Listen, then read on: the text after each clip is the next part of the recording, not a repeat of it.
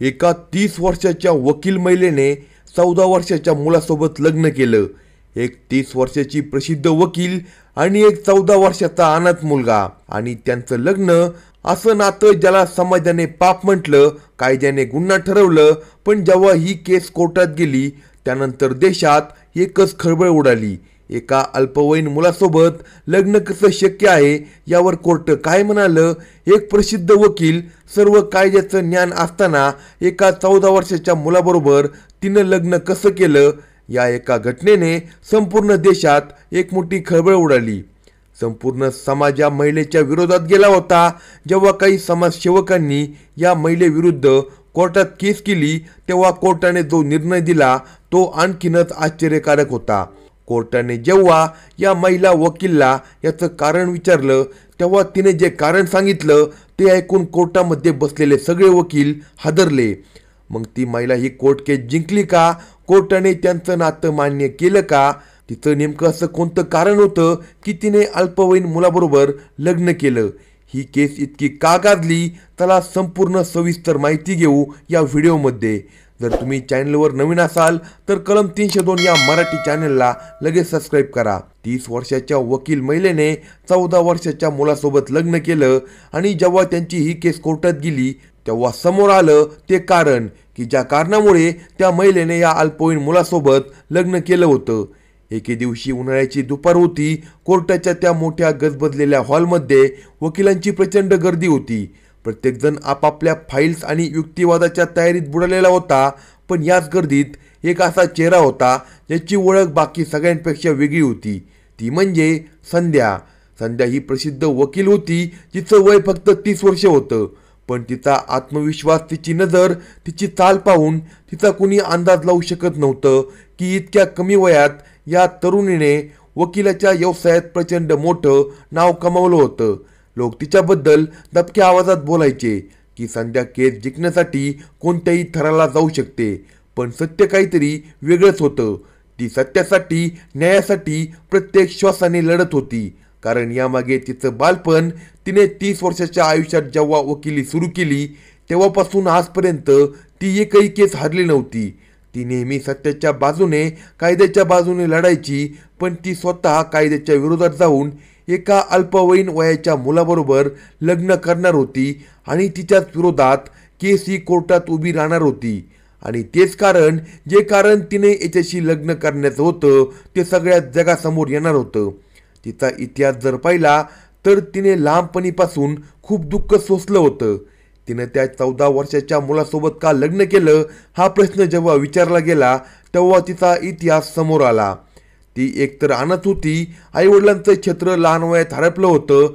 नातेवाईकांच्या घरी वाढताना तिला कळून चुकलं होतं की अनाथ मुलं ही समाजासाठी किती मोठं ओझं असतात. म्हणून तिने वकिलीचं शिक्षण निवडलं आणि कोणावर जर अन्याय झाला तर आपण त्यांच्यासाठी लढू शकू असा तिचा निर्णय होता. पण त्या दिवशी कोर्टात एक विचित्र केस आली आणि त्याच दिवशी त्या मुलाची आणि संध्याची पहिल्यांदा भेट झाली. एक 14 वर्षाच्या मुलावर आरोप होता की त्याने जवळच्या दुकानातून चोरी केली. त्या मुलाचं नाव होतं अरुण. चेहरा सुकलेला, डोळ्यात भीती, निरागसता स्पष्टपणे दिसत होती. पोलीस त्याला एखाद्या मोठ्या गुन्हेगारासारखं पकडून घेऊन आले होते. कोर्टाबाहेर लोक कुजबुज करत होते, हा मुलगा जन्मता चोर आहे, याचं काही होऊ शकत नाही. हा तोच मुलगा होता की त्याच्यासोबत ही महिला लग्न करणार होती.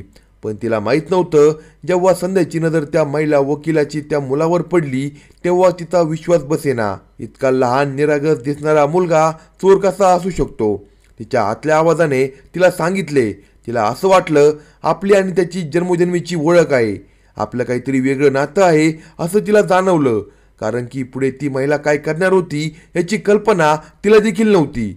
कारण की संपूर्ण देशात हे प्रकरण गाजणार होतं. त्या क्षणी तिने निर्णय घेतला, मी याची केस लढणार.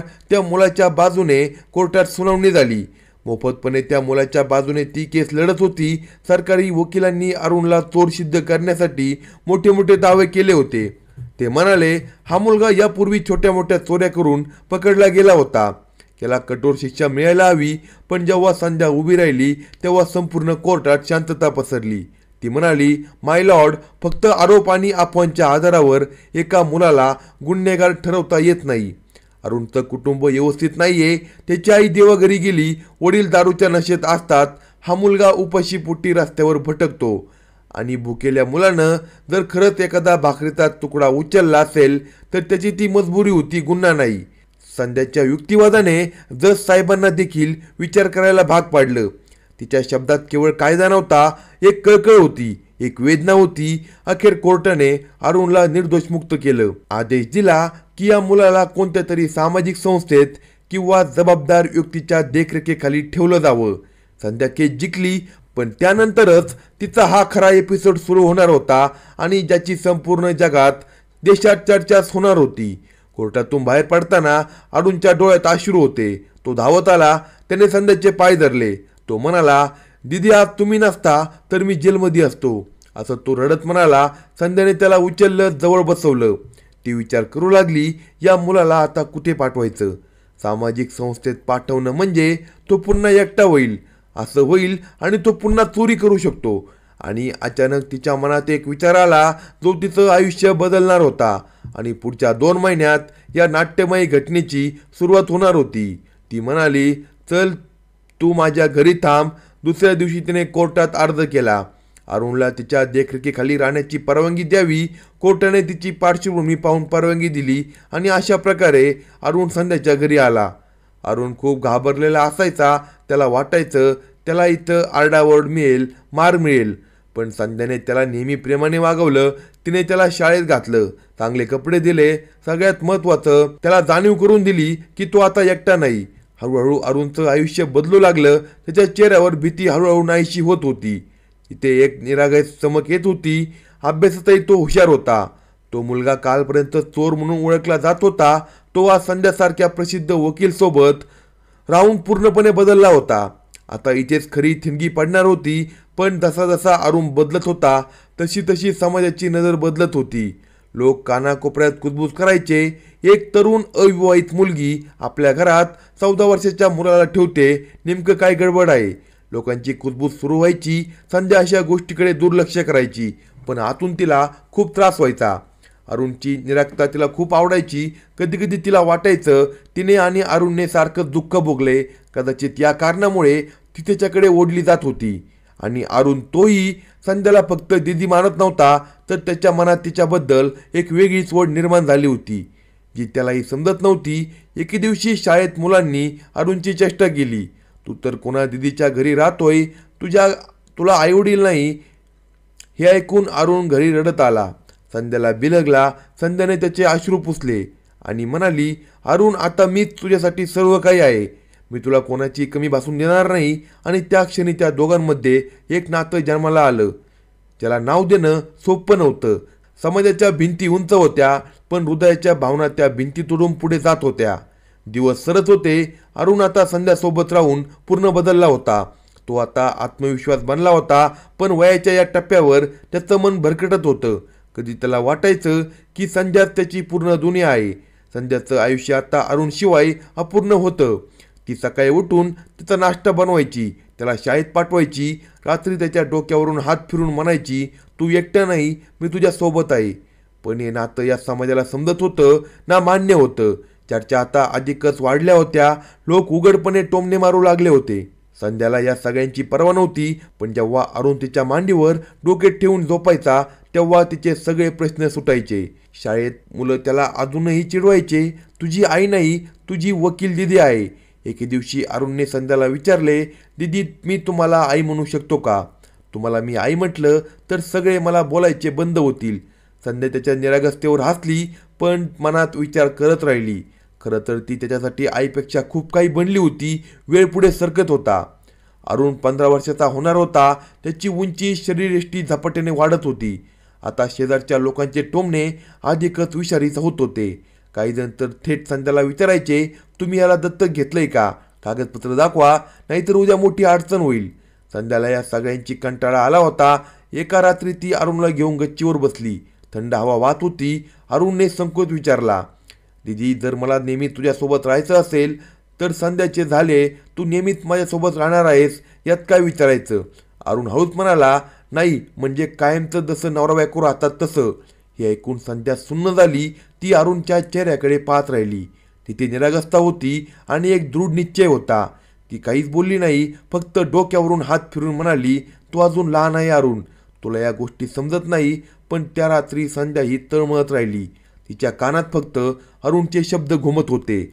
दुसऱ्या दिवशी कोर्टात केस लढवताना देखील तिचं मन तिथे अडकलं होतं. एक दिवशी शाळेतून बातमी आली की काही मुलांनी अरुणला खूप मारलं, फक्त यासाठी की तो संध्याच्या घरी राहतो. अरुण रडत घरी आला आणि म्हणाला, जर आपलं नातं जगासमोर स्पष्ट झालं नाही तर लोक मला असंच त्रास देत राहतील. संध्या आता आतून पूर्णपणे तुटली होती. जे दुःख तिने लहानपणी भोगलं तेच दुःख अरुण भोगत होता. तिला ते सहन होत नव्हतं. त्या रात्री त्या दोघांनी एकमेकांना वचन दिलं की ते समाजासोबत लढतील काही झालं तरी. आणि काही दिवसांनी त्यांनी एक असा पाऊल उचलण्याचा निर्णय घेतला ज्याची कुणी कल्पना केली नव्हती. आणि तोच निर्णय होता लग्नाचा. संध्याला माहीत होतं कायदेशीर आणि सामाजिकदृष्ट्या हा शक्य आहे. मुलाचं वय 18, मुलीचं वय 21 असणं आवश्यक होतं. पण अरुण तर 15 वर्षाचा होता. हे पाऊल म्हणजे कायद्याने गुन्हा होता. पण तिच्या हृदयाने तिला सांगितलं, जर अरुणला खरंच संरक्षण द्यायचं असेल तर हा एकमेव पर्याय आहे. अरुणने हट्ट धरला, लग्न करेल तर संध्याशीच, नाहीतर नाही. हा निर्णय सोपा नव्हता. रस्त्यात फक्त काटेच काटे होते. पण आता त्यांनी ठरवलं होतं ते मागे हटणार नाही. प्रश्न हाच होता, लग्न कसं होणार, कुठे होणार आणि समाजासमोर ते कसं टिकणार. संध्याने कायद्याची पुस्तकं चाळायला सुरुवात केली. अरुणने मनात ठरवलं की कितीही विरोध झाला तरी तो मागे हटणार नव्हता. एका छोट्याशा मंदिरात जिथे गर्दी नव्हती तिथे लग्न करायचं ठरवलं. फक्त पुजारी आणि संध्याची विश्वासू मैत्रीण राधा हे साक्षीदार असणार होते. लग्नाच्या दिवशी अरुणने पहिल्यांदा स्वतःला आरशात नवरदेवाच्या रूपात पाहिलं. संध्याने साडी नेसताना स्वतःला नवरीप्रमाणे पाहिलं. दोघांच्या हृदयात भीती आणि एक विचित्र समाधान होतं. जेव्हा मंदिरात घंटा झाली, मंत्राचे स्वर घुमले, तेव्हा संध्याने अरुणसोबत फेरे घेतले. त्या क्षणी समाजाच्या भिंती, कायद्याची बंधने, लोकांचे टोमणे सगळे काही फिक्कं पडलं. त्यांनी एकमेकांना हार घातले, सिंदूर भरला गेला. एका नव्या नात्याचा जन्म झाला. पण हे नातं जेवढं त्यांच्या पणात पवित्र होतं तेवढंच समाजाच्या नजरेत विवादास्पद होतं. मंदिरातून बाहेर पडताना त्यांना जणू वाटलं की संपूर्ण जग त्यांचा पाठलाग करतंय. आणि अगदी तसंच झालं. काही दिवसात ही बातमी वाऱ्यासारखी पसरली. वर्तमानपत्रामध्ये हेडलाईन छापून आली, 30 वर्षाच्या वकील महिलेने 14 वर्षाच्या मुलासोबत लग्न केलं. टीव्ही चॅनेल्सवर चर्चा सुरू झाल्या होत्या. कुणी याला वेडापणा म्हणत होतं तर कुणी याला संध्याचा एकटेपणाचा आधार म्हणत होतं. संध्याला कोर्टातून नोटीस पाठवली की तिचं लायसन रद्द करू. पोलिसांनी बालविवाह कायद्याअंतर्गत चौकशी सुरू केली. संध्यासाठी हा तिच्या आयुष्यातला सगळ्यात कठीण काळ होता. तिच्या घराबाहेर लोकांची गर्दी जमून लोक तिला शिवाय देत होते, दगडफेक करत होते. पण तिच्यासमोर अरुण उभा होता. त्याच्या डोळ्यात विश्वास होता. तो तिचा हात धरून म्हणायचा, तू घाबरू नको, आता तू माझी बायको आहे. मी तुझ्यासोबत कोर्टात केस उभी राहिली.